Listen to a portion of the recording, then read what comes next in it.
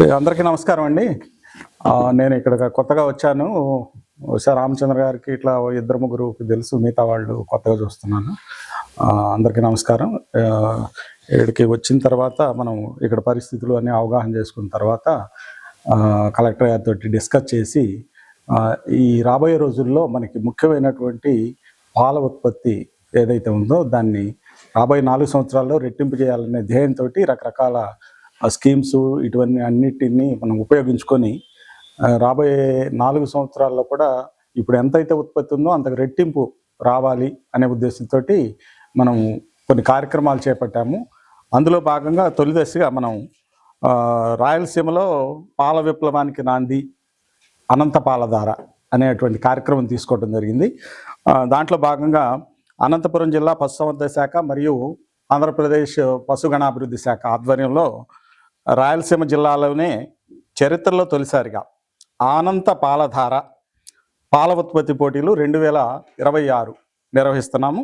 ఇది కేవలం ఒక పోటీ కాదు, పశుపోషకుల్లో ఆత్మవిశ్వాసం నింపేటువంటి విప్లవాత్మకమైనటువంటి ఉద్యమం లాగా దీన్ని భావిస్తున్నాం.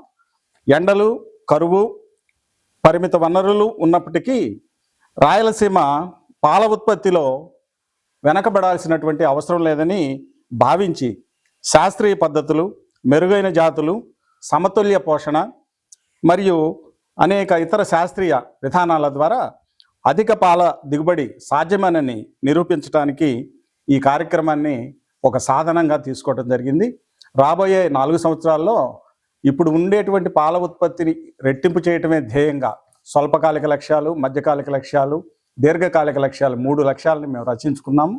దీని ద్వారా మనం రాబోయే 4 సంవత్సరాల్లో రెట్టింపు చేసినట్లయితే పాల ఉత్పత్తి పెరగటమే కాకుండా పాల సేకరణ కేంద్రాలు, తద్వారా అక్కడి నుంచి రవాణా సౌకర్యం ద్వారా కొంతమందికి ఉపాధి, తర్వాత ఈ పాల ఉత్పత్తిలో ప్రాసెసింగ్ చేసేటువంటి విధానము, మార్కెటింగ్ విధానాల్లో అనేక ఉద్యోగ అవకాశాలు కూడా మనకి రావటం జరుగుతుంది. ఉదయాన్నే మనకి పాలు లేనిదే తెల్లారదు.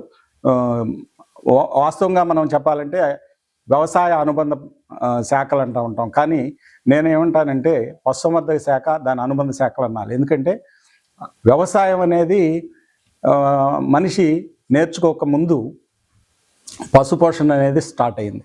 పశుపోషణ లేనిది వ్యవసాయం లేదు, పశుపోషణ ఉంటేనే వ్యవసాయం ఉంటుంది. వ్యవసాయం లేకపోయినా కానీ పశుపోషణ ఉంది, కానీ పశుపోషణ లేకపోతే వ్యవసాయం లేదు. పశుపోషణలో మనకి రెగ్యులర్ ఇన్కమ్ ఉంటుంది, మహిళలు ఇందులో ఇన్వాల్వ్ అవుతారు. అదేవిధంగా మహిళలకి ఎప్పుడు కూడా క్యాష్ ఫ్లో ఉంటుంది, చేతిలో ఎప్పుడు కూడా కరువు ఉండదు, ఎన్ని అప్పులు ఉన్నా ఏ విధంగా ఉన్నా.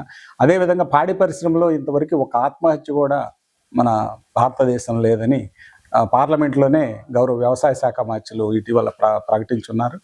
కాబట్టి వ్యవసాయంలో ఆత్మహత్యలు ఉంటున్నాయి, కానీ పాడి పరిశ్రమలో మనకి ఎటువంటి ఆత్మహత్యలు లేవు. కాబట్టి రాబోయే రోజుల్లో అందరూ కూడా వ్యవసాయాన్ని నుంచి కూడా పశు పోషణకి మరలి దీన్ని ఇంకా లాభసాటిగా మార్చుకునే విధానాలు కూడా మనం ఎంకరేజ్ చేయడం జరుగుతుంది. దాంట్లో భాగంగా ఈ అనంత పాలధార 2026 పాల ఉత్పత్తిదారుల పోటీ, పాల అధిక దిగుబడి ఉన్నటువంటి వాటికి ప్రైజులు ఇవ్వటం, ఇటువంటి కార్యక్రమాల ద్వారా వారిలో ఒక ఆరోగ్యకరమైనటువంటి పోటీ వాతావరణాన్ని నెలకొల్పడం, ఇటువంటి విధానాలు ఉపయోగపడతాయి.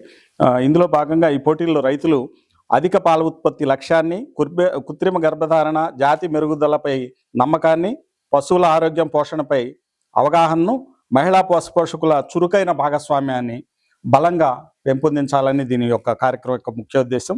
జిల్లా కలెక్టర్ వారు కూడా రాయలసీమలో పాల ఉత్పత్తికి అపార అవకాశాలు ఉన్నాయని, అనంత పాలధార ద్వారా పశుపోషకుల యొక్క ఆలోచన విధానంలో మార్పు తీసుకువస్తామని, ఇంకా రైతుల ఆదాయం పెంచడమే కాకుండా జిల్లాను పాల ఉత్పత్తిలో ముందంజలో నిలపడానికి రకరకాల పథకాలన్నింటిని ఉపయోగించి అన్నింటినీ కూడా సమన్వయపరిచి చేద్దామని గౌరవ కలెక్టర్ గారు కూడా ముందుకెళ్ళమని మాకు ప్రోత్సహిస్తూ ఉన్నారు.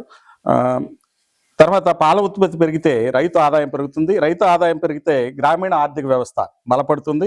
గ్రామీణ ఆర్థిక వ్యవస్థ కనుక బలపడితే మన జిల్లా భవిష్యత్తు, మన రాయలసీమ భవిష్యత్తు అంతా కూడా సువర్ణాధ్యాయంగా మారుతుంది. కాబట్టి అనంత పాలధార అనేది ఒక కార్యక్రమం కాదు, ఇది ఒక సంకల్పం, ఇది ఒక ఉద్యమం. ఇది పాల విప్లవానికి తొలిఅడుగా పశు సంవర్ధక శాఖ భావిస్తోంది. కాబట్టి దీన్ని విస్తృతంగా మీరు ప్రజల్లోకి తీసుకెళ్ళి ఈ కార్యక్రమం యొక్క ఉద్దేశాన్ని నెరవేరుస్తానని అందరికీ సవినయంగా నమస్సుమాంజలు తెలియజేసుకుంటూ మీరేమైనా సెలవులు మీరు ఏదైనా ఉంటే ప్రశ్నలు ఉంటే. రాయలసీమలో ఎంత పాలు ఉత్పత్తి అవుతుంది, మన అనంతపురం జిల్లాలో ఎంత అవుతుంది? దాని దగ్గర ఆ డేటా నేను తర్వాత తీసుకొని ఇస్తాను, నాకు రెడీగా లేదు నా దగ్గర. విజేతలకి 3 కేటగిరీలు ఉన్నాయి. ఒకటి గేదె కేటగిరీ, ఒకటేమో స్వదేశీ జాతి దేశీయ జాతి ఆవు జాతి, ఒకటేమో సంకర్ జాతి మరియు విదేశీ జాతి. 3 కేటగిరీల్లో మనం పోటీలు నిర్వహిస్తున్నాం.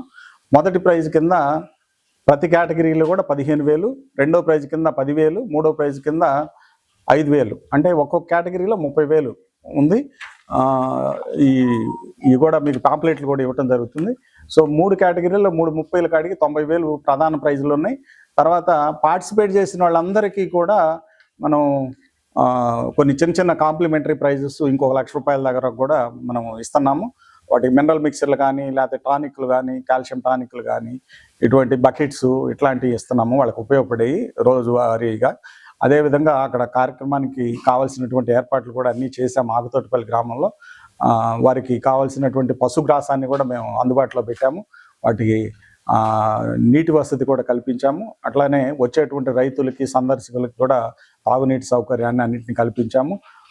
ఈరోజు షామ్యానాలు వేస్తూ ఉన్నారు. తర్వాత మనకి ఇప్పటికి సుమారుగా 73 పశువులు ఇప్పటి వరకు రిజిస్ట్రేషన్ చేసుకున్నారు. ఇంకా 2 రోజులు ఉంది కాబట్టి అది 100 దాకా వెళ్ళొచ్చు. 100 దాకా పార్టిసిపేట్ చేస్తాయి అనుకుంటున్నాము. 7వ తారీఖు సాయంత్రం పొదుగును ఖాళీ చేస్తారు. 8వ తారీఖు ఉదయం 6ంటికి మనకి పాలు పూర్తిగా పిండుతారు. తర్వాత మళ్ళీ సాయంత్రం 12 గంటల వ్యవధితోటి మళ్ళా పాలు పిండటం జరుగుతుంది. ఈ 8వ తారీఖు ఏదైతే ఉందో ఉదయం తీసినటువంటి పాలు, సాయంత్రం తీసినటువంటి పాలు లెక్కగట్టి మొత్తం టోటల్ చేసిన తర్వాత ఎవరు విజేతలు అనేది నిర్ణయించడం జరుగుతుంది. వీటికి మనం 9వ తారీఖు బహుమతి ప్రదానం అనేది ఉంటుంది. 9వ తారీఖు ఇంకోటి కూడా మనం చేపట్టాము, ఆబాల గోపాలం అనంతం అని, అనంత ఆనందం అని. అంటే ఆబాల గోపాల ఆనందం, అనంత ఆనందం అంటే ఆబాలలు అంటే మనకి చిన్నపిల్లలు, గోపాలు అంటే 4 పశు పోషకులు. కానీ ఇందులో ఏంటంటే ఆబాల గోబాలం అంటే చిన్న దూడలు, అంటే లేగ దూడల్ని మనం గోబాలల కింద మనం తీసుకున్నాము. సో మొత్తం వాళ్ళు బాలలు లేగ దూడలు కలిపినట్లయితే వాళ్ళ మనసు నిష్కల్మషంగా ఉంటుంది వాళ్ళది ఇరువురిది కూడా. కాబట్టి దాన్ని ఒక సంతోషప్రధానమైనటువంటి కార్యక్రమంగా కాస్త బెలూన్లు ఇటువంటి పిల్లలకి ఆనందదాయకమైనటువంటి కార్యక్రమాలతోటి వాటికి వ్యాసరచన పోటీలు, వక్తృత్వ పోటీలు కూడా పెట్టబోతున్నాము. పెట్టిన తర్వాత వాళ్ళకు కూడా కొన్ని ప్రైజులు ఇస్తున్నాము. దాంతోపాటు అందంగా ఉన్నటువంటి దూడలకు కూడా మనం ప్రైజులు ఇస్తున్నాము. పిల్లలకు కూడా, హై స్కూల్ చదివే పిల్లలకు కూడా మనం వక్తృత్వ పోటీల్లో, వ్యాసరచన పోటీల్లో కూడా వాళ్ళకు కూడా బహుమతులు అందజేస్తున్నాము.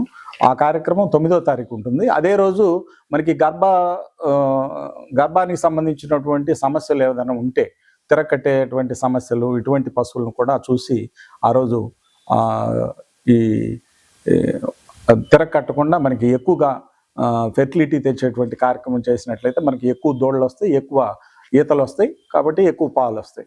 కాబట్టి ఆ కాఫ్ ర్యాలీతో పాటు మనకంటే ఈ దూడల ప్రదర్శనతో పాటు ఈ యొక్క గర్భకోశ వ్యాధుల నివారణ చికిత్స అనేది కూడా ఆ రోజు చేపట్టడం జరుగుతుంది. అన్నిటితో పాటు ఇక మనకి ఆ రోజు జిల్లా కలెక్టర్ గారు కూడా వస్తామని చెప్పారు ముఖ్య అతిథిగా. స్థానిక ఎమ్మెల్యే గారు, మరి ఎంపీ గారు వీళ్ళందరూ కూడా వచ్చి కార్యక్రమాన్ని దిగ్విజయం చేస్తామని ప్రామిస్ చేశారు.